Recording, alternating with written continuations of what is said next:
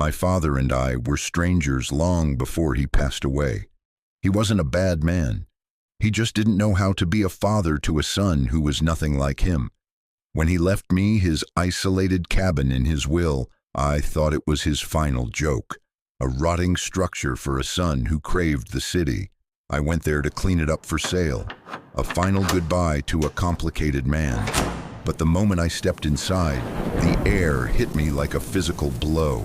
It smelled of stagnant dust, wet fur, and something sharper, the unmistakable scent of rot.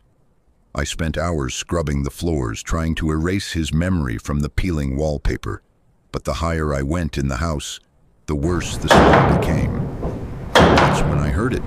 A soft, rhythmic thump lag coming from the ceiling. I ran to the attic.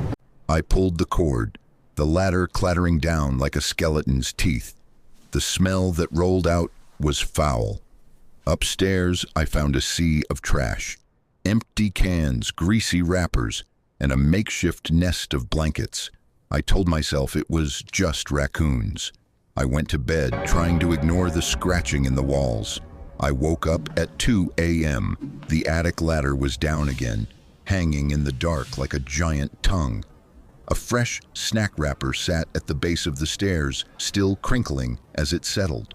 I retreated to the living room, sitting in the dim, sickly orange glow of a desk lamp.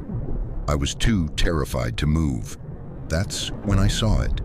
In the corner, next to my father's old recliner, was a pile of blankets I didn't remember. As I watched, the pile shifted. A muddy boot protruded from the bottom. Then the blanket began to rise and fall with the slow, steady rhythm of human breath. I didn't scream. I grabbed my keys and ran. As I backed my car down the driveway, my headlights swept across the porch.